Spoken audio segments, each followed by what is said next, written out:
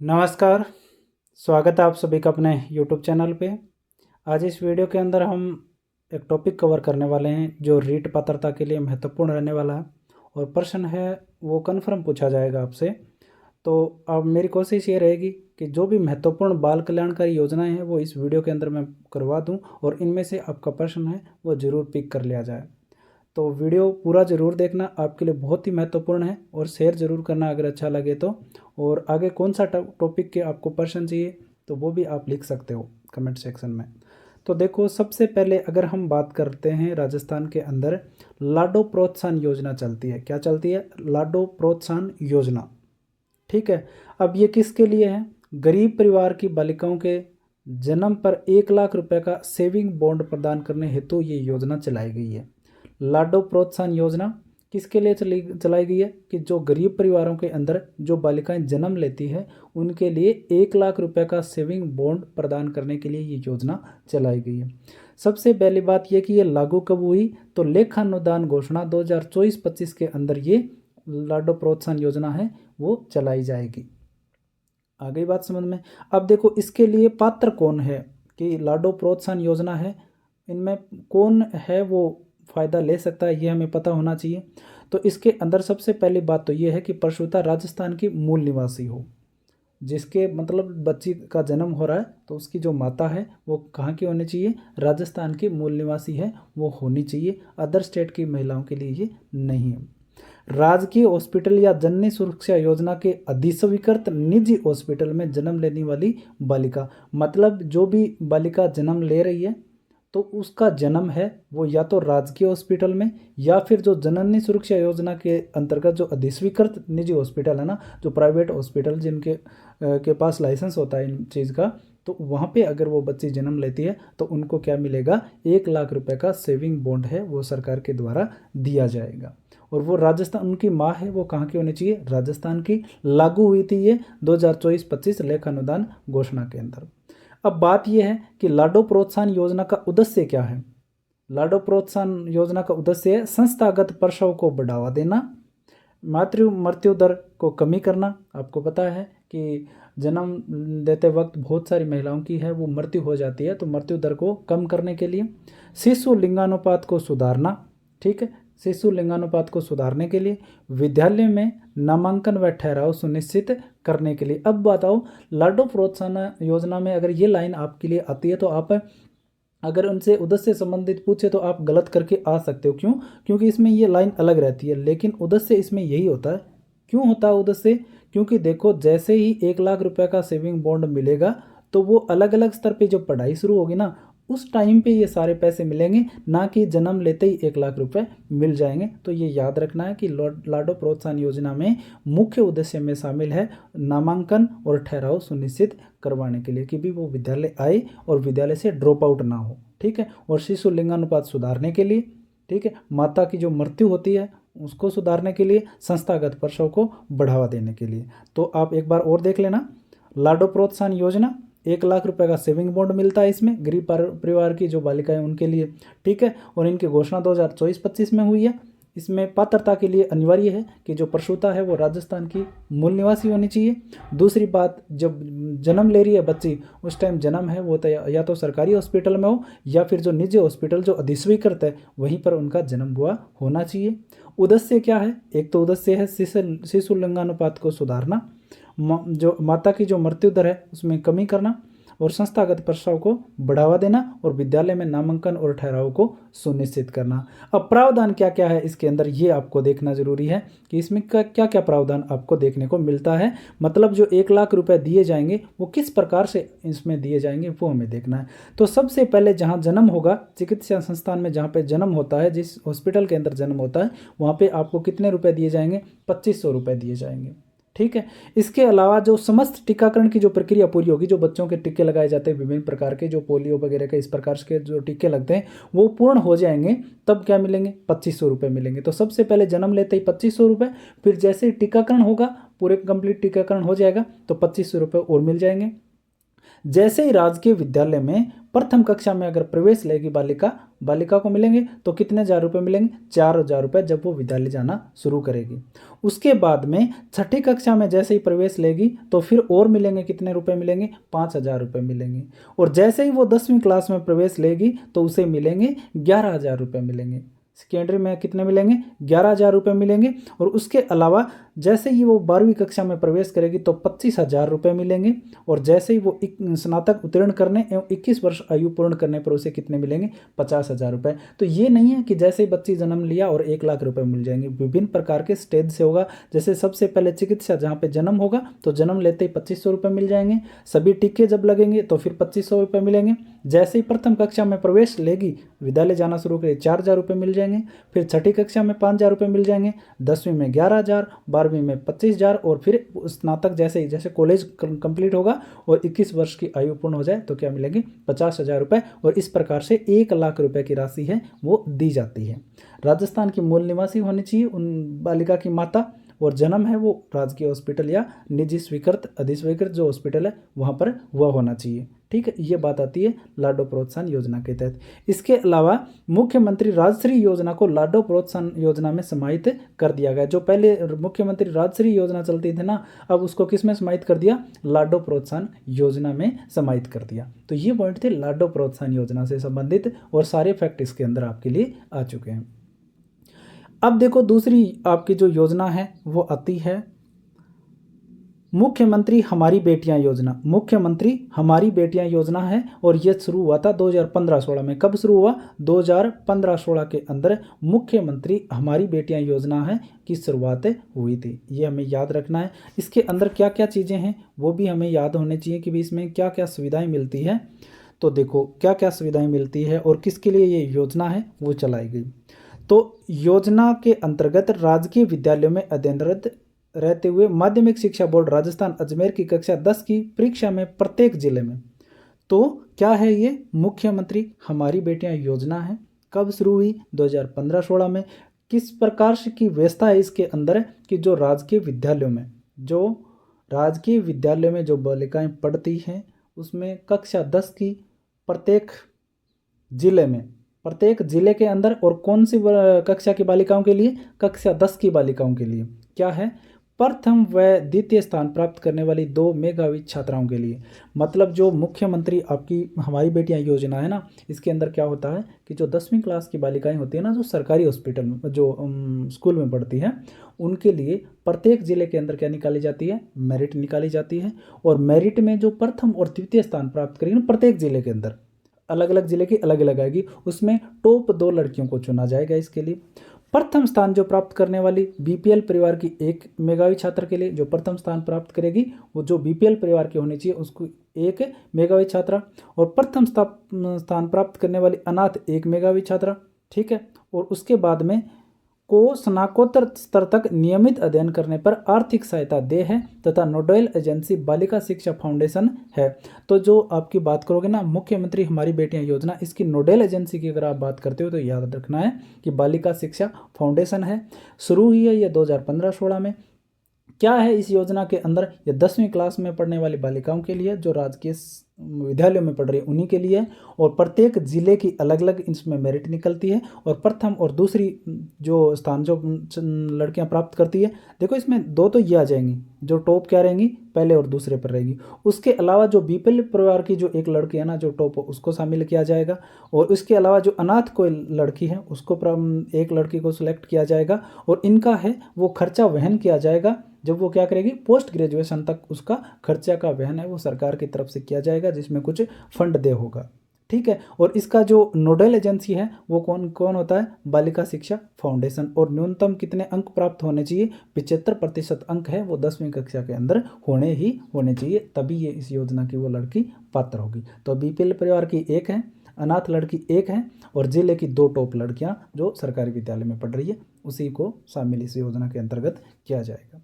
अब किस प्रकार से राशि मिलती है ये भी हमें देखना है कि क्योंकि 10वीं के बाद में ही तो मिलती है ये राशि, तो 11वीं और 12वीं जब कक्षा में वो प्रवेश लेती है तो एक मुश्त सहायता दी जाती है 15,000 रुपये प्रति वर्ष, मतलब 11वीं में 15,000 और फिर 12वीं में 15,000। ठीक है। और छात्रावास या कोचिंग के बिल प्रस्तुत करने पर, अगर वो लड़की है वो कहीं कोचिंग कर रही है अलग से या फिर छात्रावास में अगर वो रह रही है, तो उसकी रसीद प्रस्तुत करने के हिसाब से उसको क्या मिलेंगे, 1,00,000 रुपये प्रति वर्ष अधिकतम उसको दिए जा सकते हैं। 15,000 तो मिलेंगे ही मिलेंगे, वो चाहे गांव में पढ़ रही है तो भी मिलेंगे उसको, क्योंकि कोई दिक्कत नहीं है। लेकिन अगर वो कहीं और रह रही है, जैसे छात्रावास में रहना शुरू कर दिया, तो वो रसीद प्रस्तुत करती है तो उसको क्या मिलेंगे, अधिकतम 1,00,000 रुपये तक भी दिए जा सकते हैं या कम भी इससे दिए जा सकते हैं, लेकिन 1,00,000 से ज़्यादा नहीं दिए जाएंगे। वे जैसे ही वो ग्रेजुएशन और पोस्ट ग्रेजुएशन करेगी तो ग्रेजुएशन और पोस्ट ग्रेजुएशन में प्रति वर्ष 25,000 रुपये मिलेंगे, प्रति वर्ष 25,000 रुपये मिलेंगे। और उसके अलावा अगर वो उस टाइम छात्रावास या कोई कोचिंग कर रही है साथ में, तो उसको अधिकतम 2,00,000 रुपये तक की सहायता है वो प्रति वर्ष दी जा सकती है। उसका बिल उसको जो आप फीस वगैरह रसीद वगैरह है वो प्रस्तुत इसके अंदर करनी पड़ती है। तो मोटी मोटी बात ये है कि जो मुख्यमंत्री हमारी बेटियां योजना है वो शुरू हुई है 2015-16 के अंदर। ठीक है। किसके लिए है ये, 10वीं क्लास की बालिकाओं के लिए है और सरकारी विद्यालय के अंदर वो पढ़ रही होनी चाहिए। ठीक है। इसमें क्या किया जाएगा कि प्रत्येक जिले का ध्यान में रखना है, प्रत्येक जिले से मेरिट निर्धारित की जाएगी, जिसमें टॉप जो 2 लड़कियां हैं उनको शामिल किया जाएगा, प्रत्येक जिले से 2-2। ठीक है। प्रत्येक जिले की अलग अलग निकलती है। इसके अलावा एक ऐसी बालिका का चयन किया जाएगा जो क्या हो, बीपीएल हो। ठीक है। और एक ऐसी बालिका होगी जो क्या हो, अनाथ हो। उनको क्या मिलेगा कि 10वीं के बाद में पढ़ाई करने के लिए उनको राजस्थान सरकार की तरफ से खर्चा दिया जाता है। और इस खर्चे का जो जिस योजना का जो नोडल एजेंसी है ना, वो कौन सी होती है ये भी मैंने बताया है। तो कौन सी है नोडल एजेंसी, यहाँ पे मैंने बताया है बालिका शिक्षा फाउंडेशन। ठीक है। और ये भी जरूरी है कि 10वीं क्लास में उन बालिकाओं के कम से कम क्या होने चाहिए, 75% अंक भी होने जरूरी है। यह बात भी आपको ध्यान में रखना। दूसरी बात यह है कि इसमें पैसे किस प्रकार मिलेंगे, तो पैसे भी बात यह है कि जैसे ही वो 11वीं क्लास करेगी या 11वीं क्लास की बात करोगे तो 15,000 रुपये दे दिए जाएंगे। उसके बाद में वो 12वीं करेगी तो फिर 15,000 रुपये दे दिए जाएंगे। इसके अलावा प्लस अगर वो छात्रावास में रह रही है तो अधिकतम 1 वर्ष के 1,00,000 रुपये तक दिए जा सकते हैं, जैसे ही वो रसीद प्रस्तुत करेगी। या कोई कोचिंग एक्स्ट्रा कर रही है तो भी उसको 1,00,000 रुपये तक का प्रावधान है कि उसको सहायता राशि के रूप में मिल जाए। बात यह है। इसके अलावा जैसे ही वो ग्रेजुएशन और पोस्ट ग्रेजुएशन करेगी तो प्रति वर्ष 25,000 रुपये की राशि दी जाएगी। और अगर वो छात्रावास या कोई भी कोचिंग वगैरह कर रही है तो 2,00,000 रुपये तक की और भी सहायता इसमें की जा सकती है इस योजना के अंतर्गत। अब और बात करते हैं कि स्वामी विवेकानंद राजकीय मॉडल स्कूल की कक्षा 10 में 9 CGPA या इससे अधिक अंक प्राप्त करने वाली राज्य में प्रथम एवं द्वितीय स्थान प्राप्त करने वाली बालिकाओं को भी यह पुरस्कार दिए। तो जो स्वामी विवेकानंद राजकीय मॉडल के स्कूल होते हैं ना, उसमें कक्षा में क्योंकि वहाँ पे CGPA अंकों का प्रावधान है तो वहाँ पे 9 CGPA या क्या हो उससे अधिक अंक होने चाहिए, तो भी राज्य में क्या होने चाहिए, प्रथम और द्वितीय स्थान प्राप्त करने वाले बालिकाओं को भी ये पुरस्कार दिया जाता है। तो देखो जो राजकीय विद्यालयों में पढ़ती है ना बच्चियाँ, जो नॉर्मल राजकीय विद्यालय, उनमें तो क्या है 10वीं क्लास में 75% से अधिक होने चाहिए और प्रत्येक जिले से 2-2 तो टॉपर जो बालिकाएं होंगी उनका चयन होगा, एक अनाथ का और एक बीपीएल का। इसके अलावा जो स्वामी विवेकानंद राजकीय मॉडल में जो बालिकाएं पढ़ती है वहाँ पे परसेंट नहीं होता, CGPA दिए जाते हैं। तो 9 या 9 से अधिक अगर उनके हैं तो पूरे राज्य के अंदर उनका अलग से जिले का चयन नहीं हुआ, पूरे राज्य में जो 2 टॉप बालिकाएं होंगी उनका वहाँ पे चयन किया जाएगा और ये राशि है वो उनको दी जाएगी आगे की पढ़ाई जारी रखने के लिए। अब बात आ जाती है मुख्यमंत्री हमारी बेटी योजना की। उसके बाद में देखो आपकी आगे वाली योजना आती है आपकी बेटी योजना। आपकी बेटी योजना कब शुरू हुई, सबसे पहले तो आपकी बेटी योजना शुरू हुई है 2004-05 के अंदर। कब शुरू हुई, 2004-05 में आपकी बेटी योजना शुरू हुई। ठीक है। अब इसमें किसको दिया जाता है, ये क्या इसमें योग्यताएं हैं, पात्रता क्या है, क्या इसमें उद्देश्य होंगे, ये हमें जानना है। तो गरीबी रेखा से नीचे जीवन यापन करने वाले परिवारों की ऐसी बालिकाएं जिनके माता पिता दोनों अथवा एक निधन हो गया हो और राजकीय विद्यालय में अध्ययनरत हो। तो देखो आपकी बेटी योजना की शुरुआत 2004-05 में होती है और इसके अंदर प्रावधान ये है कि गरीब परिवार की जो बालिकाएं हैं जिनमें माता पिता या तो दोनों का ही निधन हो जाए या इनमें से एक का अगर निधन हो जाता है और वो बालिका अगर सरकारी स्कूल में पढ़ रही है तो ये योजना के लिए वो बालिका क्या हो जाएगी, पात्र हो जाएगी। इस योजना के अंतर्गत कक्षा 1 से 8 तक 2100 रुपये प्रति वर्ष एवं कक्षा 8 से 12 में अध्ययनरत को 2500 रुपये प्रति वर्ष आर्थिक सहायता दी जाती है। तो आपकी बेटी योजना है वो शुरू हुई है 2004-05 में। किसको मिलती है आपकी बेटी योजना के तहत लाभ, किसको मिलता है? वो बालिकाएं जिनके माता या पिता में से अगर किसी एक का निधन हो जाए या दोनों का निधन हो जाए और वो गरीब परिवार से होनी चाहिए और वो राजकीय विद्यालयों में पढ़ रही हो, ये भी आपको ध्यान में रखना है। तो उनको आर्थिक सहायता दी जाती है। कक्षा 1 से लेकर 8 तक तो 2100 रुपये प्रति वर्ष मिलेंगे और 8 से लेकर 12 तक फिर 2500 रुपये प्रति वर्ष आर्थिक सहायता दी जाएगी। अब बात ये करें कि जो बालिका शिक्षा फाउंडेशन यह योजना संचालित कर रही है, तो अगर आपसे कोई पूछे कि जो आपकी बेटी योजना है इसकी नोडल एजेंसी कौन सी है, तो कौन सी है? बालिका शिक्षा फाउंडेशन है, वो इसकी नोडल एजेंसी 2004-05 के अंदर शुरू हुई है। 1 से 8 तक 2100 रुपये मिलते हैं और 8 से 12 की कक्षा में 2500 रुपये प्रति वर्ष मिलते हैं। ये बात हो जाती है आपकी बेटी योजना की। वीडियो को शेयर जरूर करना, शानदार योजनाएं हैं और कन्फर्म रूप से इनमें से प्रश्न आपके आ जाएंगे। और चैनल को सब्सक्राइब भी जरूर करना। पन्नाधाय बाल गोपाल योजना, पन्नाधाय बाल गोपाल योजना, सबसे पहले बात आती है कि शुरुआत कब हुई, तो 29 नवंबर 2022 को पन्नाधाय बाल गोपाल योजना की शुरुआत हुई है। पन्नाधाय बाल गोपाल योजना शुरू कब हुई? 29 नवंबर 2022 को। अब क्या होता है इस योजना के अंतर्गत, पन्नाधाय बाल गोपाल योजना के तहत? तो इस योजना के तहत प्री प्राइमरी एवं कक्षा 1 से 8 तक के विद्यार्थियों को राजकीय विद्यालयों में प्रत्येक शैक्षणिक दिवस पाउडर मिल्क का उपयोग करते हुए दूध उपलब्ध कराया जा रहा है और 1 से 5 तक 150 ml और 6 से 8 तक 200 ml दूध। और आपूर्ति कौन करता है इसमें? Rajasthan cooperative dairy foundation. तो समझना है हमें, योजना का नाम है पन्नाधाय बाल गोपाल योजना, शुरू होती है 29 नवंबर 2022 को। ठीक है, 29 नवंबर 2022 को शुरू होती है पन्नाधाय बाल गोपाल योजना। इस योजना में क्या होता है कि इस योजना के तहत जो प्री प्राइमरी और कक्षा 1 से 8 तक के विद्यार्थियों को जो राजकीय विद्यालय में पढ़ रहे हैं उनको प्रत्येक शैक्षणिक दिवस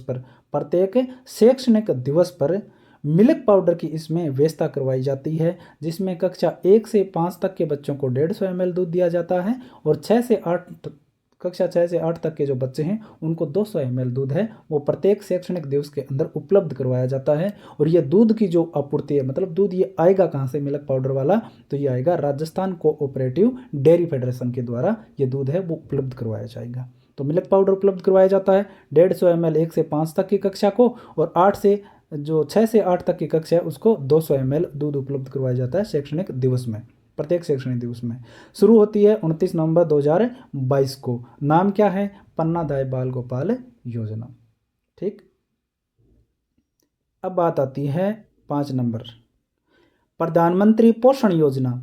योजना कौन सी है? प्रधानमंत्री पोषण योजना। तो प्रधानमंत्री पोषण योजना का प्रारंभ होता है 29 सितंबर 2021 को।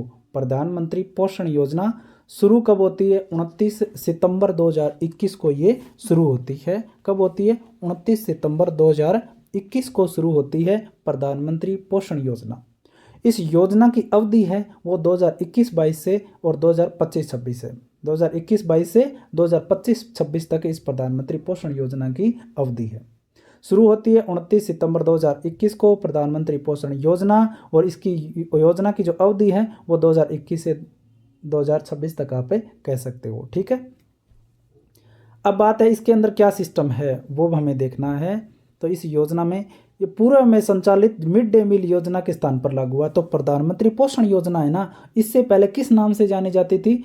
मिड डे मील योजना के नाम से जानी जाती थी, लेकिन 29 सितंबर 2021 से ये किस नाम से जानी जा रही है? प्रधानमंत्री पोषण योजना के नाम से ये जानी जा रही है। 2021-22 से 25-26 तक ये योजना लागू रहेगी। इस योजना के अंतर्गत सरकारी एवं सरकारी सहायता प्राप्त स्कूलों में कक्षा 1 से 8 तक के विद्यार्थियों को गर्म पका हुआ भोजन उपलब्ध करवाया जाता है। तो मिड डे मील में क्या दिया जाता था? भोजन ही तो दिया जाता, गर्म पका हुआ भोजन दिया जाता था। और कक्षा 1 से लेकर 8 तक जो सरकारी विद्यालय हैं या फिर सरकारी सहायता प्राप्त विद्यालय, दोनों प्रकार के विद्यालयों में क्या दिया जाएगा, गर्म पका हुआ भोजन दिया जाएगा। और प्रधानमंत्री पोषण योजना है, इसका पुराना नाम मिड डे मील योजना है, लेकिन 29 सितंबर 2021 से ये योजना प्रधानमंत्री पोषण योजना के नाम से जानी जाने लगी और ये 2021-22 से 25-26 तक प्रभावी रहेगी। ठीक है। अब देखो, मिड डे मील योजना पहले मिड डे मील योजना के नाम से जानी जाती थी, तो 15 अगस्त 1995 से पूरे देश में केंद्र प्रवर्तित योजना के रूप में लागू हुआ। तो मिड डे मील योजना थी ना, वो केंद्र की योजना थी और 15 अगस्त 1995 को पूरे देश में लागू हुई थी। मिड डे मील योजना कहाँ की थी, केंद्र की योजना थी और 15 अगस्त 1995 को पूरे देश में लागू हुई थी। इसके बाद में 2008-9 में इसका नाम बदलकर विद्यालयों में मध्याह्न योजना का राष्ट्रीय कार्यक्रम किया गया। तो 2008-9 में मिड डे मील योजना का नाम बदला गया, क्या कर दिया गया, विद्यालयों में मध्याह्न योजना का राष्ट्रीय कार्यक्रम इसका नाम रख दिया गया। 15 अगस्त 1995 में ये लागू पूरे देश में, फिर 2008 में इसका नाम बदला गया और उसके बाद में मिड डे मील आयुक्तालय द्वारा खाद्य सामग्री का रिकॉर्ड रखने हेतु राजसिम्स ऐप तैयार किया गया। तो मिड डे मील आयुक्तालय द्वारा है वो खाद्य सुरक्षा का रिकॉर्ड रखने के लिए कौन सा ऐप तैयार किया गया, तो राजसिम्स ऐप है वो तैयार किया गया। ठीक है। अब है श्री कृष्ण भोग योजना। श्री कृष्ण भोग योजना तो राजकीय विद्यालयों में संचालित पीएम पोषण योजना में आमजन को भागीदार बनाने के उद्देश्य से श्री कृष्ण भोग योजना शुरू की गई। तो राजकीय विद्यालय में जो संचालित है ना पीएम पोषण योजना, इसमें आमजन की भागीदारी को बढ़ाने के लिए श्री कृष्ण भोग योजना शुरू की गई। इस योजना के तहत भामाशाह सामाजिक कार्यक्रमों या धार्मिक कार्यक्रमों या त्योहारों के अवसर पर भोज का आयोजन करवा सकते हैं। मतलब जो मिड डे मील योजना है या आप कह सकते हो पीएम पोषण जो योजना है ना, उसके तहत क्या दिया जाता है, पका हुआ भोजन दिया जाता है। लेकिन इसमें श्री कृष्ण भोग योजना शुरू की गई जिसके तहत कोई भी त्यौहार आए, ठीक है, कोई भी सामाजिक कार्यक्रम हो या कोई भी धार्मिक कार्यक्रम हो, उसमें उस वाले दिन विद्यालय के अंदर कोई भी भामाशाह आकर के अपनी तरफ से खर्च करके और उस विद्यालय में भोग का आयोजन है वो करवा सकता है। ठीक है, ये किस श्री कृष्ण भोग योजना में शामिल है या उद्देश्य है इस योजना का। ठीक है, अब ये हो जाती है। उसके बाद में 6 नंबर आती है। तो पीएम पोषण योजना के जो भी पॉइंट थे वो समझ में आ गए क्या। कब शुरू हुई, 29 सितंबर 2021 को। योजना की अवधि है 2021-22 से लेकर 25-26 तक। पूर्व में संचालित मिड डे मील योजना के स्थान पर यह शुरू की गई। और मिड डे मील जो योजना थी वो पूरे देश में 15 अगस्त 1995 को लागू हुई थी। 2008-9 में इसका नाम बदला गया, विद्यालयों में मध्याह्न योजना का राष्ट्रीय कार्यक्रम नाम रख दिया गया। लेकिन मिड डे मील योजना में जो भोजन सामग्री का जो रिकॉर्ड रखने के लिए ऐप जारी किया गया वो कौन सा था, राजसिम्स ऐप के नाम से जाना जाता है। ठीक है, और श्री कृष्ण भोग योजना क्या है कि जो आपकी मिड डे मील योजना या पीएम पोषण योजना है, इसके अंदर कोई भी भामाशाह सामाजिक कार्यक्रम, धार्मिक कार्यक्रम या त्यौहार के दिन विद्यालय में पोषण का आयोजन कर सकता है, मतलब बच्चों को पोषण करवा सकता है, भोजन उपलब्ध करवा सकता है। ठीक है, उसके बाद में बारी आती है 6 number, Swami Vivekananda scholarship for academic excellence योजना 2021। Swami Vivekananda scholarship for academic excellence योजना 2021। पूर्ववर्ती नाम क्या है इसका कि इसको पहले किस नाम से जाना जाता था, तो Rajiv Gandhi scholarship for academic excellence के नाम से इसे जाना जाता था। तो पहले तो ये राजीव गांधी के नाम से थी, अब ये किस नाम से होगी, स्वामी विवेकानंद के नाम से होगी 2021 में। सरकारी नाम बदलती रहती है, तो पहले तो राजीव गांधी था, अब ये क्या हो गया, Swami Vivekananda scholarship for academic excellence योजना। अब क्या है इसमें, यह देश, इसमें क्या दे रखा है कि यह देश व विदेश के प्रतिष्ठित शिक्षण संस्थानों में अध्ययन हेतु छात्रवृत्ति योजना है। तो Rajiv Gandhi scholarship for academic excellence, इसमें स्कॉलरशिप नाम दिख रहा है, तो स्पष्ट सी बात है कि अध्ययन के लिए क्या दिया जाएगा, छात्रवृत्ति दिया जाएगा, और ये पूरे देश भर में क्या होती है, लागू होती है। इस योजना के अंतर्गत क्यूएस वर्ल्ड रैंकिंग में शामिल शीर्ष 150 विदेशी शिक्षण संस्थानों तथा एनआईआरएफ रैंकिंग के शीर्ष 50 भारतीय संस्थानों में अध्ययनरत राजस्थान के छात्रों को यह छात्रवृत्ति प्रदान की जाती है। तो जो Swami Vivekananda scholarship for academic excellence जो योजना है, ये देश व विदेश के प्रतिष्ठित शिक्षण संस्थानों में अध्ययन हेतु छात्रवृत्ति योजना है। और ये योजना जो होती है ना, ये एक तो क्यूएस वर्ल्ड रैंकिंग में शामिल, क्या क्यूएस वर्ल्ड रैंकिंग में शामिल जो विद्यालय हैं या शिक्षण संस्थाएं हैं, 150 शिक्षण संस्थाएं, और एक एनआईआरएफ रैंकिंग के शीर्ष 50 भारतीय संस्थान हैं, इनमें ये अध्ययनरत राजस्थान के छात्रों को ये छात्रवृत्ति मिलती है। तो राजस्थान के छात्र होने चाहिए और वो कहाँ पढ़ रहे हुए होने चाहिए, जो क्यूएस वर्ल्ड रैंकिंग में जो 150 टॉप के विदेशी संस्थान हैं वहाँ पे, या फिर एनआईआरएफ रैंकिंग के शीर्ष 50 भारतीय संस्थान हैं वहाँ पे अध्ययन कर रहे हुए हैं, तो उनको ये योजना का लाभ मिल सकता है। क्या दिया जाता है, प्रति वर्ष 500 विद्यार्थियों को सिलेक्ट किया जाता है। प्रति वर्ष कितने विद्यार्थियों को, 500 विद्यार्थियों को सिलेक्ट किया जाता है, जिसमें 200 तो देश में सिलेक्ट किए जाते हैं और 300 विदेश में सिलेक्ट किए जाते हैं। मतलब टोटल 500 विद्यार्थियों का सिलेक्शन होता है, जिसमें 200 तो अपने देश के अंदर पढ़ रहे हैं उन्हीं का हो जाएगा, और 300 जो विभिन्न देशों में पढ़ रहे हैं, जो क्यूएस रैंकिंग में शामिल जो संस्थान है, विदेशी संस्थान जो 150 है, उनमें जो बच्चे पढ़ रहे हैं ना, उनमें से चुनाव किया जाता है 300 बच्चों का, और 200 का देश में जो भारत की जो टॉप 50 है ना एनआईआरएफ रैंकिंग में सिर्फ 50 भारतीय जो संस्थान है उनमें से दिया जाता है। तो टोटल 500 को, 200 को भारत में और 300 को विदेशों में जो बच्चे पढ़ रहे हैं उनको दिया जाता है। 30% महिला विद्यार्थियों के लिए आरक्षित है, तो इसमें से 500 में से 30% बालिकाओं के लिए आरक्षित है कि 30% बालिकाओं को तो मिलेगा ही। 8 लाख से कम वार्षिक पारिवारिक आय वाले विद्यार्थियों को प्राथमिकता, तो जिनकी वार्षिक आय है वो 8 लाख से कम होना, उन्हीं को इसमें क्या दी जाती है, प्राथमिकता दी जाती है। नोडल एजेंसी कौन है इसकी, उच्च शिक्षा विभाग राजस्थान सरकार। एक तो उच्च शिक्षा विभाग राजस्थान सरकार है, वो इसकी क्या है, नोडल एजेंसी है। किसकी नोडल एजेंसी है, Swami Vivekananda scholarship for academic excellence की। और ये पहले किस नाम से जानी जाती थी, राजीव गांधी के नाम से जानी जाती थी। क्या दिया जाता है, 500 विद्यार्थियों को स्कॉलरशिप, 30% महिलाओं को आरक्षण है, इसके अंदर 8 लाख से कम वार्षिक आय के परिवार के जो विद्यार्थी हैं उनको क्या दी जाती है, प्राथमिकता दी जाती है। ठीक है।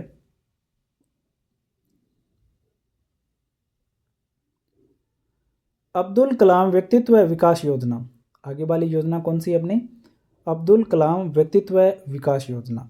घोषणा कब हुई, 2022-23 के तहत यह योजना लागू की गई। बजट घोषणा 2022-23 के तहत अब्दुल कलाम व्यक्तित्व विकास योजना है वो लागू की गई थी। उद्देश्य क्या है, अब्दुल कलाम व्यक्तित्व विकास योजना का उद्देश्य क्या है, अन्य राज्यों के परिचयात्मक भ्रमण द्वारा बालकों का व्यक्तित्व विकास करना। अब्दुल कलाम व्यक्तित्व विकास योजना 2022-23 के बजट में घोषणा के तहत लागू होती है।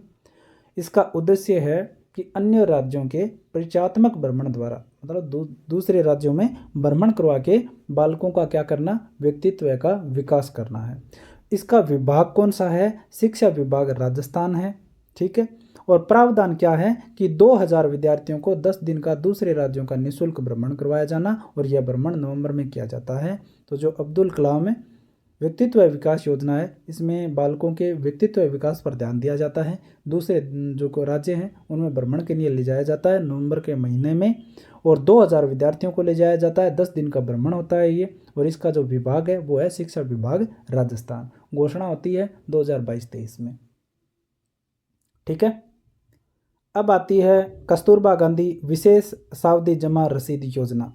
कस्तूरबा गांधी विशेष सावधि जमा रसीद योजना है वो 2007-08 के अंदर शुरू हुई। कस्तूरबा गांधी विशेष सावधि जमा रसीद योजना प्रारंभ होती है 2007-08 के अंदर। कब शुरू होती है ये, 2007-08 के अंदर।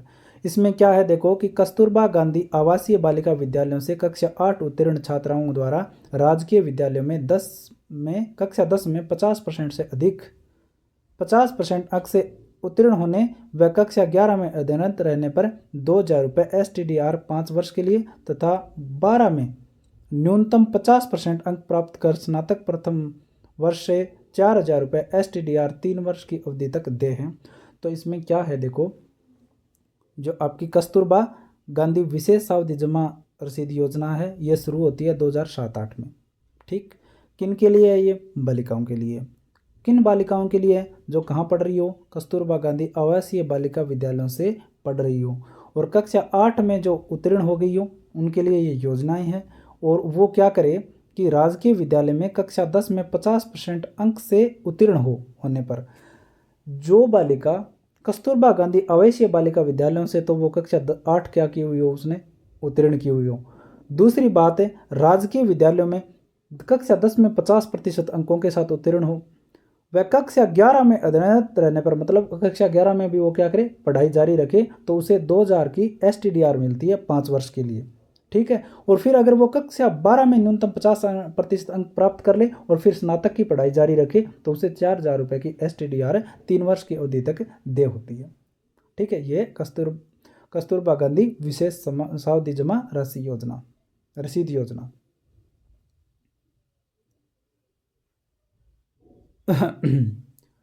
इंदिरा शक्ति फीस पुनर्भरण योजना, आगे वाली योजना कौन सी अपनी?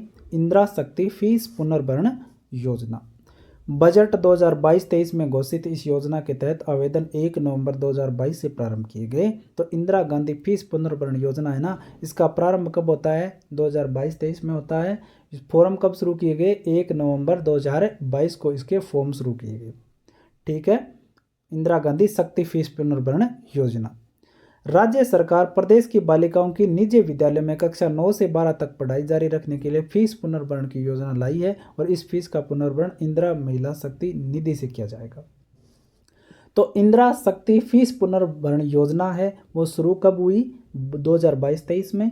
फॉर्म कब शुरू हुए? सबसे पहली बार 1 नवंबर 2022 को। इस योजना में क्या है कि जो राज्य की जो बालिकाएं हैं ना, तो जो निजी विद्यालय में पढ़ रही है, भाई सरकारी में तो फ्री है पढ़ाई, लेकिन जो निजी विद्यालय प्राइवेट विद्यालय में जो बालिकाएं पढ़ रही है उनकी पढ़ाई कक्षा 9वीं से लेकर 12वीं तक उनकी पढ़ाई जारी रखवाने के लिए सरकार क्या कर रही है कि अपनी तरफ से फीस का पुनर्भरण कर रही है, मतलब फीस खुद की तरफ से दे रही है। और इस फीस का जो पुनर्भरण है वो कहाँ से किया जाता है? इंदिरा महिला शक्ति निधि से किया जाता है। राजस्थान ऐसा प्रावधान करने वाला पहले राज्य बना है। तो जो लड़कियों के लिए 9 से 12 तक प्राइवेट विद्यालयों में फीस खुद सरकार भरे, ऐसा काम करने वाला देश का पहला राज्य कौन है? राजस्थान है। इंदिरा महिला शक्ति निधि को वर्तमान में कालीबाई भील संबल योजना के नाम से जाना जा रहा है। तो वर्तमान में अगर आप इंदिरा महिला शक्ति निधि का बात करते हो ना, क्योंकि इसकी फीस यहीं से दी जाती है, इस निधि से दी जाती है, इसको वर्तमान में कालीबाई भील संबल योजना के नाम से जाना जा रहा है। तो ये एक योजना और हो गई। तो वीडियो मेरे ख्याल से अच्छा लग रहा होगा आपको, जो भी देख रहे हो वीडियो को, तो लाइक ज़रूर कर देना और शेयर ज़रूर कर देना वीडियो को। सिलेक्टेड योजनाएं हैं जो आपके काम की है।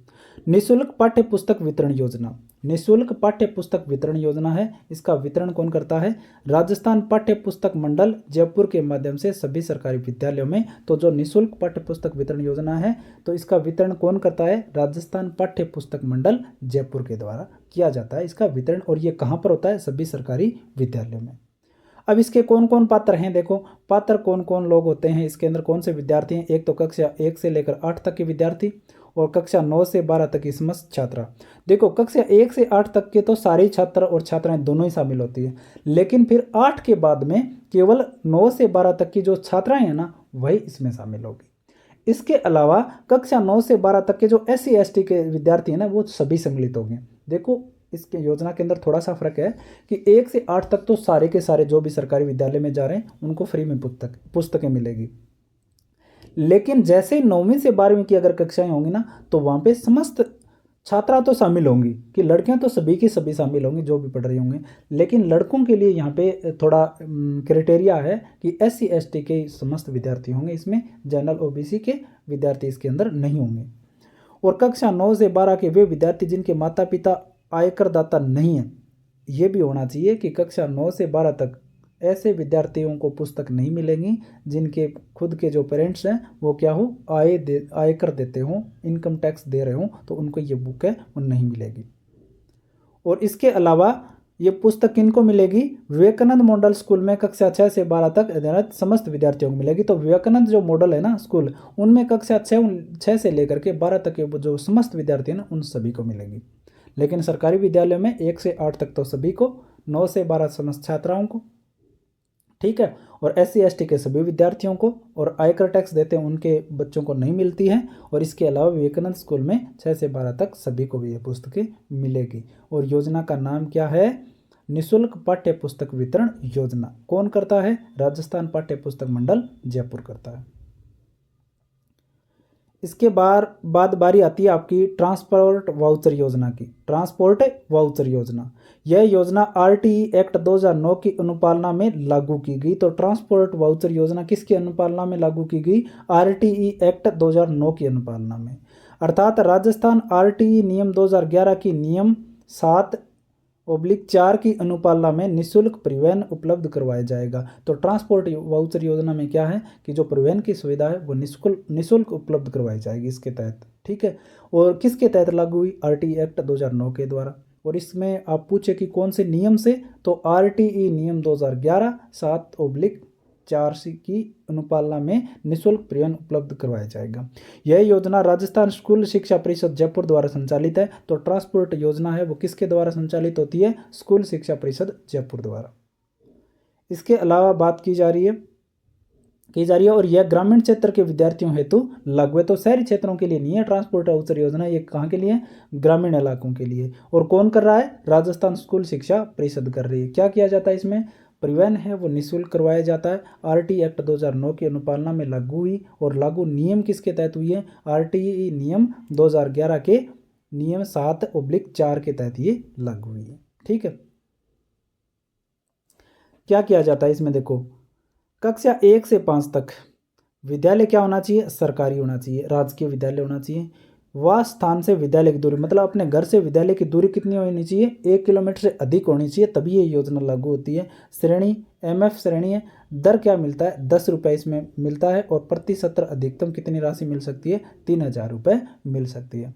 इसके अलावा आप बात करते हो कक्षा 6 से 8 तक राजकीय एवं स्वामी विवेकानंद मॉडल स्कूलों के लिए दोनों में लागू हुई है, और दूरी है वो 2 किलोमीटर से अधिक होनी चाहिए। ठीक है, MF का मतलब क्या समझे? क्या? मेल और फीमेल, मतलब विद्यार्थियों, जो आपके छात्र और छात्राओं दोनों के लिए यह योजना लागू है। कक्षा 1 से लेकर तो 5 तक तो क्या होगा कि राजकीय विद्यालयों में जो बालक और बालिकाएं पढ़ रहे हैं उन सभी के लिए लागू है। ये 10 रुपये दिए जाते हैं इसमें प्रति उपस्थिति के। ठीक है, और अधिकतम 3000 रुपये इसमें दिए जा सकते हैं। एक बार आएगा ना विद्यालय तो 10 रुपये मिलेंगे उसको। घर से दूरी कितनी होनी चाहिए? विद्यालय की कम से कम 1 किलोमीटर से अधिक होनी चाहिए, और अधिकतम 3000 रुपये दिए जाएंगे। लेकिन कक्षा 6 से 8 तक राजकीय और इसमें शामिल कर दिया जाएगा स्वामी विवेकानंद मॉडल। लेकिन इसमें घर से दूरी बढ़ा दी जाएगी, 2 किलोमीटर कर दी जाएगी कि 2 किलोमीटर से अधिक होनी चाहिए। इसमें भी क्या मिलता है? जो राजकीय विद्यालय है ना, उनमें तो आपके जो बालक और बालिकाएं दोनों को मिलेगा, लेकिन विवेकानंद के अंदर क्या होगा? लड़कियों को मिलेगा, जिसके अंदर क्या दिए जाते हैं? प्रति उपस्थिति 15 रुपये दिए जाएंगे, और जो अधिकतम है वो 3000 रुपये मिलेंगे। इसके अलावा कक्षा 9 व 10 में राजकीय और स्वामी विवेकानंद मॉडल में 5 किलोमीटर से अधिक दूरी क्या होनी चाहिए? अधिक होनी चाहिए। इसमें केवल किसको मिलेंगे? बालिकाओं को मिलेंगे, इसमें बालकों को पैसे नहीं मिलेंगे, और प्रति उपस्थिति 20 रुपये इसमें दिए जाते हैं, और अधिकतम 5400 रुपये प्रत्येक सत्र में दिए जा सकते हैं। ठीक है, ये बात हो जाती है आपकी ट्रांसपोर्ट वाउचर योजना की। ट्रांसपोर्ट वाउचर योजना है वो आरटीई एक्ट 2009 के अनुसार लागू हुई, आरटीई नियम 2011 के नियम 7 के तहत। ठीक है, इसमें निःशुल्क परिवहन उपलब्ध करवाया जाता है, और यह योजना किसके द्वारा संचालित है? राजस्थान स्कूल शिक्षा परिषद जयपुर द्वारा संचालित है। और ग्रामीण इलाकों में ये योजना लागू होती है। कक्षा 1 से लेकर 5 तक तो राजकीय विद्यालयों में लागू है योजना। घर से दूरी 1 किलोमीटर से अधिक होनी चाहिए। बालक और बालिका दोनों को मिलेंगे, एक उपस्थिति में 10 रुपये। ठीक है, आगे वाली योजना है गार्गी पुरस्कार योजना। नाम क्या है? गार्गी पुरस्कार योजना। प्रारंभ होती है ये 1998 में। योग्यता क्या है इसमें? माध्यमिक शिक्षा बोर्ड, राजकीय जो अपना माध्यमिक शिक्षा बोर्ड है अजमेर द्वारा ये योजना संचालित है, जिसमें माध्यमिक एवं प्रवेशिका परीक्षा में 75% व इससे अधिक अंक प्राप्त करने वाली छात्रा को कक्षा 11 व 12 में नियमित अध्ययन के लिए प्रतिवर्ष 3000 रुपये दिए जाएंगे। तो गार्गी शुरू हुई थी पुरस्कार योजना 1998 में शुरू हुई। योग्यता ये है कि जो माध्यमिक शिक्षा बोर्ड है अपना, उसके अंदर या फिर प्रवेशिका परीक्षा है, कक्षा 10 या प्रवेशिका परीक्षा में क्या होने चाहिए? 75% से अधिक अंक होने चाहिए। 75% हो या 75% से अधिक हो। उन सभी बालिकाओं को कक्षा 11 और 12 में पढ़ाई करने के लिए प्रत्येक वर्ष 3000 रुपये दिए जाएंगे।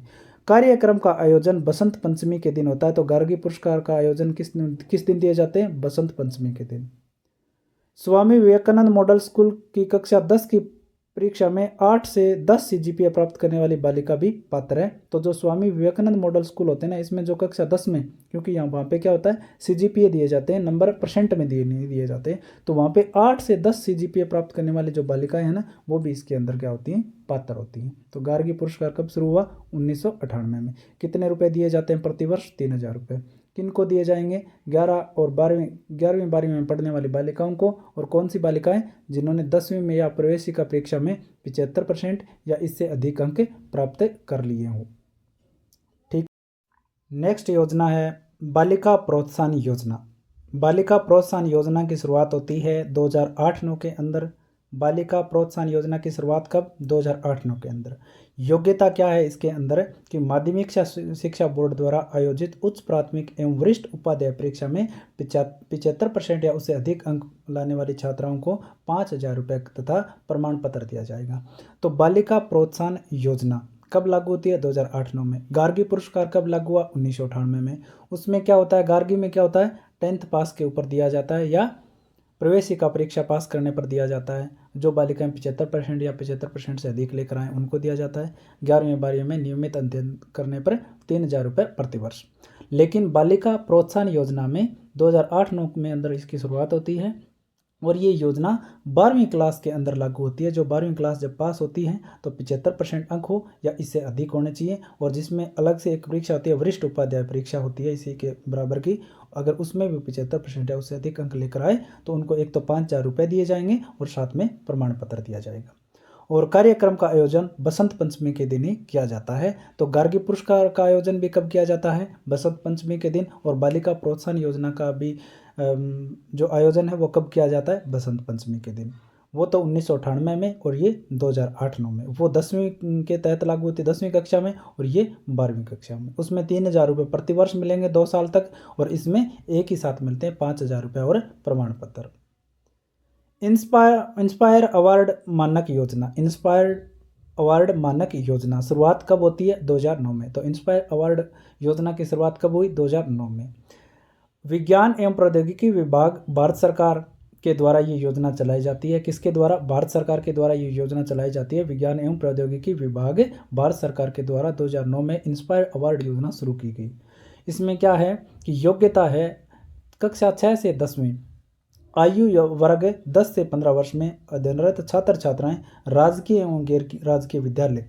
तो इस योजना के पात्र कौन कौन हो सकते हैं, एक तो बालिकाएं और बालिक दोनों हो सकते हैं।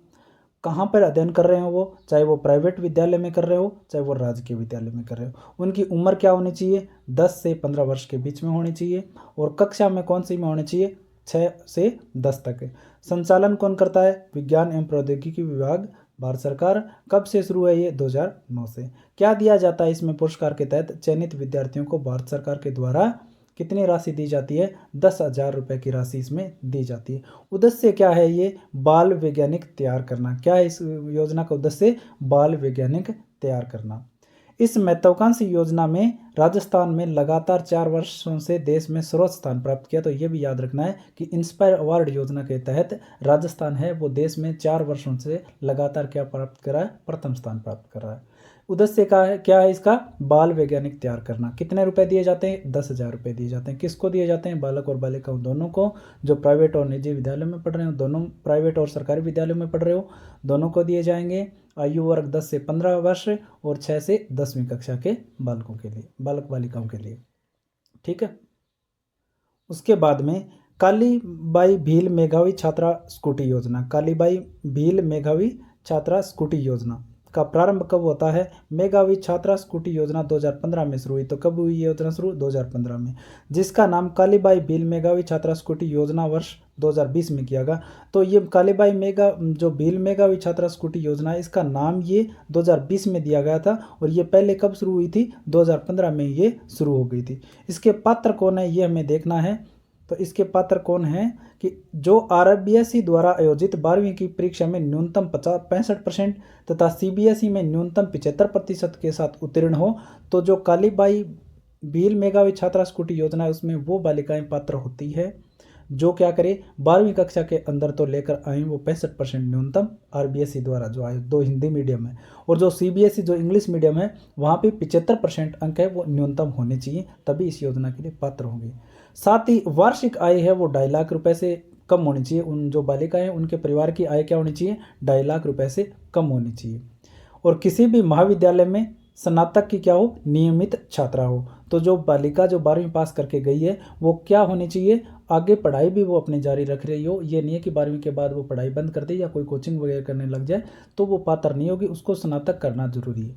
ठीक है, 12वीं की कक्षा आरबीएसई जो बोर्ड से अगर 12वीं की है तब तो 65% लेकर आए, या फिर सीबीएसई से है तो 75% लेके आए। ठीक है, और कालीबाई भील मेघावी छात्रा स्कूटी योजना नाम कब दिया गया, 2020 में। शुरू कब, 2015 में। प्रावधान क्या है इसके तहत, इस योजना के तहत निःशुल्क स्कूटी वितरित की जाती है। क्या दी जाती है, स्कूटी। जिस बालिका को कक्षा 10 में स्कूटी मिल चुकी है उसे कक्षा 12 में 40,000 रुपये वित्तीय सहायता दी जाएगी। तो जिनको 10वीं क्लास में स्कूटी मिल जाती है ना, तो उनको 12वीं में फिर 40,000 रुपये की सहायता दी जाती है। देवनारायण छात्रा स्कूटी वितरण एवं प्रोत्साहन योजना, देवनारायण छात्रा स्कूटी वितरण एवं प्रोत्साहन योजना शुरू होती है 2011-12 में। देवनारायण छात्रा स्कूटी वितरण एवं प्रोत्साहन योजना है वो 2011-12 में शुरू हुई। पात्र कौन है इसके लिए, इस योजना के अंतर्गत विशेष पिछड़ा वर्ग की बालिकाएं शामिल है। तो देवनारायण छात्रा स्कूटी वितरण एवं प्रोत्साहन योजना में केवल पिछड़े वर्ग की जो बालिकाएं वही इस योजना के लिए पात्र होती हैं, और इसकी शुरुआत होती है 2011-12 में। इसकी योग्यता क्या है, और इसमें क्या है कि जो आरबीएसई या सीबीएसई से 12वीं परीक्षा में कम से कम कितने अंकों के साथ उत्तीर्ण हो, 50% अंकों के साथ उत्तीर्ण होने चाहिए। तो कालीबाई भील मेघावी छात्रा स्कूटी योजना में तो ये है कि आरबीएसई में 65 और सीबीएसई में 75 चाहिए, लेकिन इसमें जो पिछड़े वर्ग की जो बालिकाएं है ना, चाहे वो आरबीएसई से पास हो चाहे सीबीएसई से, 12वीं में अगर 50% अंक है तो इस योजना के लिए पात्र है। साथ ही क्या हो, 2.5 लाख रुपए से आय भी उनकी क्या होनी चाहिए, कम होनी चाहिए। तो और किसी भी राजकीय महाविद्यालय या राज्य वित्त पोषित विश्वविद्यालय में स्नातक प्रथम वर्ष की नियमित छात्रा हो। तो ऐसी बालिकाएं कहाँ की छात्रा होनी चाहिए 12वीं के बाद में, कोई भी राजकीय विद्यालय या राज्य वित्त पोषित विश्वविद्यालय में क्या होनी चाहिए, स्नातक प्रथम वर्ष की नियमित छात्रा होनी चाहिए, तभी ये योजना के लिए पात्र होगी। इसके अंदर स्कूटी दी जाती है और 2011-12 में इसकी शुरुआत होती है। निःशुल्क साइकिल वितरण योजना, तो कक्षा 6 से 11 कक्षा तक की छात्राएं जो राजकीय विद्यालय में पढ़ती है तथा 60% या अधिक अंक अधिकतम प्राप्त करें। तो देखो निःशुल्क साइकिल वितरण योजना है ना, वो किन के लिए पात्र है, 6 से 11वीं कक्षा की जो बालिकाएं हैं ना, जो राजकीय विद्यालय में पढ़ती है उनको साइकिलें दी जाती है, और उनके 60% अंक होने चाहिए या फिर अधिकतम कितने भी हो।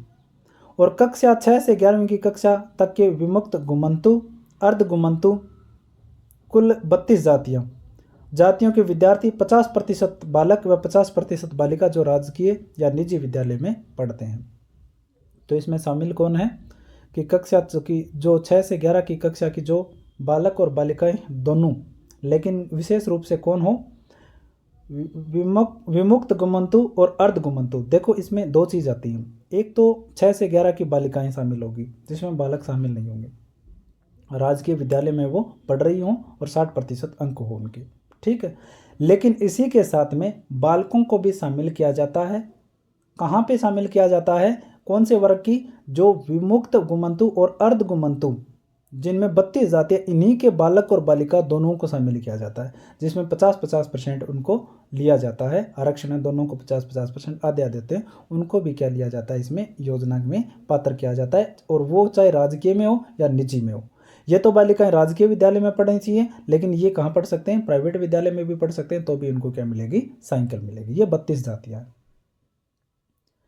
इंदिरा प्रियदर्शनी पुरस्कार योजना, इंदिरा प्रियदर्शनी पुरस्कार योजना 2010-11 में शुरू हुई। इंदिरा प्रियदर्शनी पुरस्कार योजना कब शुरू हुई, जो 2010-11 में। उद्देश्य क्या है इसका, बालिका शिक्षा को बढ़ावा देना। इंदिरा प्रियदर्शनी पुरस्कार योजना की शुरुआत होती है 2010-11 में।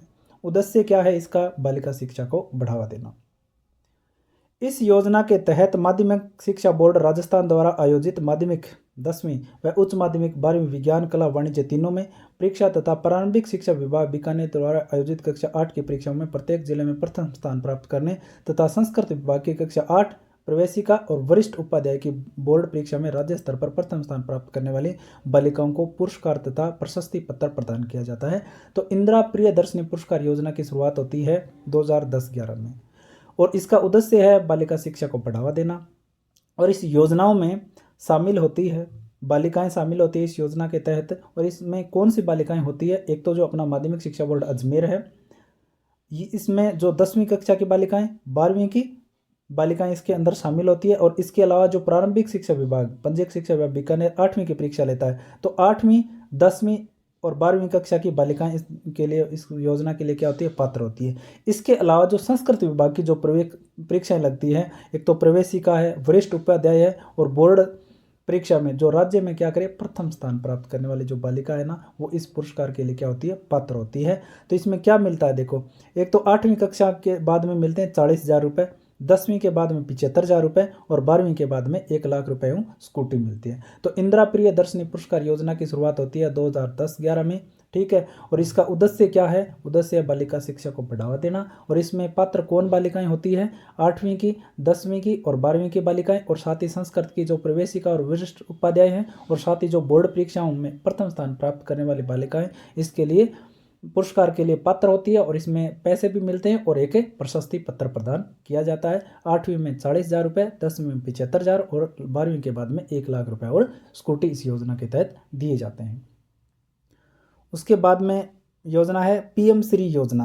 पीएम श्री योजना की शुरुआत 5 सितंबर 2022 को हुई। पीएम श्री योजना की शुरुआत कब हुई, 5 सितंबर 2022 को। इसकी नोडल एजेंसी है वो शिक्षा मंत्रालय भारत सरकार है। पीएम श्री योजना की जो नोडल एजेंसी है वो कौन है, शिक्षा मंत्रालय भारत सरकार है। उद्देश्य क्या है, एनईपी 2020 के अंतर्गत आधुनिक इंफ्रास्ट्रक्चर, उच्च शिक्षण उपकरण और प्रौद्योगिकी युक्त विद्यालय का विकास करना है। तो पीएम श्री योजना की नोडल एजेंसी है वो शिक्षा मंत्रालय भारत सरकार है। 5 सितंबर 2022 को शुरू हुई। और इसका उद्देश्य क्या है कि जो एनईपी 2020 में कहा गया था ना कि विद्यालयों के अंदर जो व्यवस्थाएं हैं वो शानदार तरीके से होनी चाहिए और विद्यार्थी केंद्रित होनी चाहिए, उसका जो प्रबंध करने का काम है वो इस योजना के तहत किया जाता है। इसके अंदर 60% केंद्र का पोषण, वित्त पोषण होता है और 40% राज्य का होता है। तो 60-40 इसके अंदर, मतलब 60% अनुदान कहाँ से आएगा, केंद्र से, और 40% राज्य से आएगा, ठीक है। इसके अलावा इसमें शामिल हैं और क्या क्या चीज़, देश भर में 14,500 तथा राजस्थान के 716 विद्यालयों का विकास किया जाएगा। तो पीएम श्री योजना की शुरुआत 5 सितंबर 2022 को शिक्षा मंत्रालय भारत सरकार के द्वारा हुई। एनईपी 2020 के उद्देश्यों को की पूर्ति के लिए इस योजना की शुरुआत की गई है। और देश भर में टोटल 14,500 विद्यालयों को इसमें चिन्हित किया गया है, जिसमें से राजस्थान के 716 विद्यालयों का क्या किया जाएगा, विकास किया जाएगा। और इसका जो प्रथम चरण में राजस्थान के कितने विद्यालय शामिल हैं, 402 विद्यालयों इसमें शामिल है इस योजना के तहत। कुल 402 हैं, जिसमें से 43 तो प्रारंभिक शिक्षा के हैं, 358 माध्यमिक शिक्षा के और एक क्या है, संस्कृत शिक्षा का है, ठीक है। 43 तो प्रारंभिक शिक्षा विभाग के और 358 माध्यमिक शिक्षा के और एक है संस्कृत विभाग का। इस प्रकार से इस विद्यालय चयनित 402 विद्यालयों में से 41 विद्यालय महात्मा गांधी अंग्रेजी माध्यम विद्यालय भी है। जो पीएम श्री योजना में चयनित विद्यालय ना 402, इसमें से 41 विद्यालय महात्मा गांधी अंग्रेजी माध्यम विद्यालय भी है। और द्वितीय चरण में राजस्थान का 237 स्कूलों का चयन किया जा चुका है। तो पीएम श्री योजना महत्वपूर्ण है। 5 सितंबर 2022 को शुरू होता है शिक्षा मंत्रालय भारत सरकार के द्वारा एनईपी 2020 के उद्देश्यों की पूर्ति करने के लिए, ठीक है। देश भर में 14,500 विद्यालयों का इसमें चयन किया गया है, जिसमें से राजस्थान के 716 विद्यालयों का चयन है। प्रथम चरण में राजस्थान के 402 विद्यालय चयनित किए गए हैं, जिसमें से 43 प्रारंभिक शिक्षा विभाग के हैं और 358 माध्यमिक शिक्षा विभाग के और एक संस्कृत विद्यालय है। और इनमें से 41 विद्यालय महात्मा गांधी अंग्रेजी माध्यम विद्यालय भी हैं। और द्वितीय चरण में 237 स्कूलों का चयन किया गया। समग्र शिक्षा अभियान SMSA, समग्र शिक्षा अभियान SMSA 24 मई 2018 को शुरू किया गया और शिक्षा मंत्रालय भारत सरकार के द्वारा। समग्र शिक्षा अभियान की शुरुआत कब हुई, 24 मई 2018 को, किसके द्वारा, शिक्षा मंत्रालय भारत सरकार के द्वारा। और इसमें सर्व शिक्षा अभियान SSA, राष्ट्रीय माध्यमिक शिक्षा अभियान RMSA और शिक्षक शिक्षा TE का एकीकृत रूप है। जो ये समग्र शिक्षा अभियान है SMSA इसकी शुरुआत 24 मई 2018 को शिक्षा मंत्रालय भारत सरकार के द्वारा की गई। तो इसमें क्या है कि ये एकीकृत रूप है, एक तो SSA प्रोग्राम है और एक जो RMSA प्रोग्राम है और एक TE प्रोग्राम है। इनका ये क्या है, एकीकृत रूप है। ये पहले अलग अलग चलते थे लेकिन इसमें तीनों को शामिल कर दिया गया। इसकी जो राजस्थान में क्रियान्वयन एजेंसी कौन सी है समग्र शिक्षा अभियान की, तो है राजस्थान स्कूल शिक्षा परिषद RCSA, इसकी क्या है, क्रियान्वयन एजेंसी है। तो वीडियो लाइक ज़रूर करना, साथ ही साथ ये योजनाएं महत्वपूर्ण है और आपको कौन सा वीडियो नेक्स्ट चाहिए आपको वो भी आप ज़रूर बताना, जिसमें हम MCQ और PYQ आपको करवा सकें। रानी लक्ष्मीबाई आत्मरक्षा प्रशिक्षण सक्षम, रानी लक्ष्मीबाई आत्मरक्षा प्रशिक्षण सक्षम, इसके अंतर्गत बालिकाओं को आत्मरक्षात्मक प्रशिक्षण दिया जाता है। तो रानी लक्ष्मीबाई आत्मरक्षा प्रशिक्षण सक्षम, इसमें तो सीधा दिख रहा है कि बालिकाओं को क्या दिया जाता है, आत्मरक्षात्मक प्रशिक्षण दिया जाता है बालिकाओं को आत्मनिर्भर बनने के लिए। इसका संचालन कौन करता है, राजस्थान पुलिस अकादमी के सहयोग से यह संचालित है। तो रानी लक्ष्मीबाई आत्मरक्षा प्रशिक्षण जो सक्षम जो योजना है वो किसके सहयोग से संचालित है, राजस्थान पुलिस अकादमी के सहयोग से संचालित है। Stars STARS strengthening teaching learning and result for status योजना स्कूलों की मूल्यांकन प्रणाली को बेहतर बनाने के उद्देश्य से विश्व बैंक की सहायता से संचालित है। तो स्टार्स की अगर पूछे तो किसके सहयोग से संचालित है, विश्व बैंक के सहयोग से संचालित है। क्या काम है, स्कूलों की मूल्यांकन प्रणाली को बेहतर बनाने के लिए। शुरुआती स्तर पर 6 राज्य राजस्थान सम्मिलित था। जो स्टार्स जो ये योजना है ना, इसमें जो शुरुआती जो इसका जो चरण था उसके अंदर 6 राज्यों का चयन किया गया जिसमें राजस्थान भी था। इसमें 60% केंद्र से मिलता है और 60% जो 40% है वो राज्यों का योगदान है। 60% केंद्र से और 40% राज्यों का इसमें योगदान है। विश्व बैंक द्वारा भारत सरकार को सहयोग मिलता है, ना कि राजस्थान को। किसको मिलेगा सहयोग, भारत सरकार को मिलेगा, ठीक है, जिसमें से 60% इस योजना में केंद्र सरकार योगदान देती है और 40% राज्य का होता है। शाला स्वास्थ्य परीक्षण मोबाइल ऐप, शाला स्वास्थ्य परीक्षण मोबाइल ऐप तो शुभारंभ किया था शिक्षा मंत्री राजस्थान सरकार मदन दिलावर के द्वारा। तो मदन लाल जी दिलावर जो शिक्षा मंत्री हैं अपने, इन्होंने शाला स्वास्थ्य परीक्षण मोबाइल ऐप की शुरुआत की है। इस ऐप की सहायता से 72,000 सरकारी विद्यालय में अध्ययनरत 80 लाख से अधिक विद्यार्थियों का स्वास्थ्य परीक्षण किया जाएगा। तो शाला स्वास्थ्य परीक्षण मोबाइल ऐप है, ये शिक्षा मंत्री जी मदन दिलावर जी के द्वारा शुरू किया गया। इसमें क्या है कि जो 72,000 सरकारी विद्यालय ना, उसमें जो 80 लाख से अधिक बच्चे पढ़ रहे हैं उनके स्वास्थ्यों का क्या किया जाएगा, इसमें परीक्षण किया जाएगा, ठीक है। इसके बाद में स्कूल एट होम योजना, इस विशेष योग्यजन निदेशालय के अधीन आने वाले विशेष विद्यालयों में शैक्षणिक helpline school at home launch की है। विशेष योग्यजन निदेशालय के अधीन, तो कौन से निदेशालय के अधीन, विशेष योग्यजन निदेशालय के अधीन आने वाले विशेष विद्यालयों में शैक्षणिक helpline school at home launch की है। यह एक समावेशी कार्यक्रम है। तो स्कूल एट होम क्या, एक समावेशी कार्यक्रम है जिसमें 1 से 12 तक के पाठ्यक्रम के सह पाठ्यक्रम शैक्षणिक कार्यक्रम व ऑनलाइन कक्षाएं उपलब्ध करवाई जाएगी। तो स्कूल एट होम के तहत ऑनलाइन कक्षाएं क्या करवाई जाएगी, उपलब्ध करवाई जाएगी, और कक्षा 1 से लेकर 12 तक, ठीक है। यह NGO हेल्पिंग हैंड इंडिया द्वारा पहुंचाई जाएगी। तो ये जो NGO है ना, ये किसके द्वारा पहुंचाई जाएगी, हेल्पिंग हैंड इंडिया के द्वारा पहुंचाई जाएगी। RKSMBK राजस्थान के शिक्षा में बढ़ते कदम, इस योजना के अंतर्गत ऐप के माध्यम से कक्षा 3 से 8 के विद्यार्थियों का अंग्रेजी, हिंदी और गणित विषय का दक्षता आधारित आकलन किया जाएगा। तो RKSMBK है ना, ये आकलन योजना है जिसमें अंग्रेजी, हिंदी और गणित विषयों की दक्षता का आकलन किया जाएगा और कक्षा 3 से 8 तक के विद्यार्थियों का, ठीक है, ऐप के माध्यम से। और RKSMBK का नाम बदलकर अब मुख्यमंत्री शिक्षित राजस्थान अभियान कर दिया गया। तो इसका भी ध्यान में रखना है कि RKSMBK का नाम क्या है, मुख्यमंत्री शिक्षित राजस्थान अभियान है, वो इसका कर दिया गया। परखर राजस्थान रीडिंग अभियान, परखर राजस्थान रीडिंग अभियान की शुरुआत कनवाड़ी झालावाड़ से हुई। परखर राजस्थान रीडिंग अभियान की शुरुआत कब हुई, कनवाड़ी झालावाड़ में से शुरुआत हुई। अवधि है 9 सितंबर 2024 से 2 अक्टूबर 2024 तक और मदन जी दिलावर के द्वारा शुरू ये योजना की गई। तो परखर राजस्थान रीडिंग योजना कहाँ से शुरू हुई, कनवाड़ी झालावाड़ से। कब, 9 सितंबर 2024 को, और कब तक, 2 अक्टूबर 2024 तक। मदन लाल जी दिलावर जो शिक्षा मंत्री राजस्थान सरकार में। उद्देश्य क्या है इसके, उद्देश्य ये है कि कक्षा 1 से 8 के विद्यार्थियों में पठन कौशल का विकास करना, पठन कौशल के माध्यम से अवधारणा पर समझ विकसित करना और स्थानीय भाषा में रोचक कहानियाँ, गीत, कविता आदि को कक्षीय गतिविधियों में सम्मिलित करना।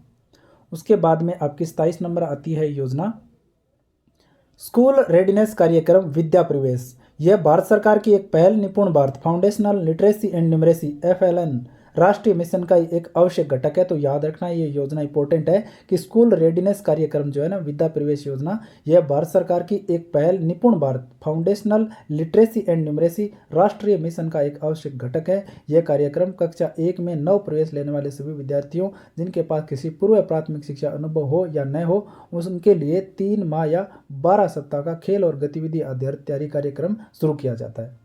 ठीक है, इसमें क्या किसको शामिल किया जाता है? जो बच्चे नए आते हैं ना विद्यालय में, पहले शुरुआत में प्रवेश लेते हैं, चाहे उनको पूरे प्राथमिक शिक्षा का अनुभव हो या नहीं हो, उनके लिए 3 माह या 12 सप्ताह का खेल और गतिविधि आधारित कार्यक्रम आयोजित किया जाता है। ठीक है, इस योजना के तहत। तो ये बाल कल्याणकारी योजनाएं थी जो इम्पोर्टेंट थी, और हो सकता है इन योजनाओं में से आपके हूबहू प्रश्न छप जाए, और इनका विस्तार पूर्वक मैंने अध्ययन करवाया है। तो आपको वीडियो अच्छा लगे तो शेयर जरूर करना, चैनल को सब्सक्राइब जरूर करना, और कौन से आपके टॉपिक चाहिए वो भी आप जरूर बताना। इस वीडियो के अलावा मनोविज्ञान का अधिगम टॉपिक हमने उसके PYQ करवाए हैं, इसके अलावा अभिप्रेरणा टॉपिक के करवाए हैं, और हिंदी की शिक्षण विद्या हमने साथ में शुरू करी है, वो भी आप जरूर देख सकते हैं। इसमें PYQ है और MCQ है। ठीक है, ये इसमें है अंदर, और इसके अलावा NCF 2005 करवाया है। अगर आपको और भी चाहिए तो हम उपलब्ध हमारे चैनल पे करवाने वाले हैं, जो आपके पात्रता के लिए महत्वपूर्ण होंगे। आज के लिए इतना ही, धन्यवाद।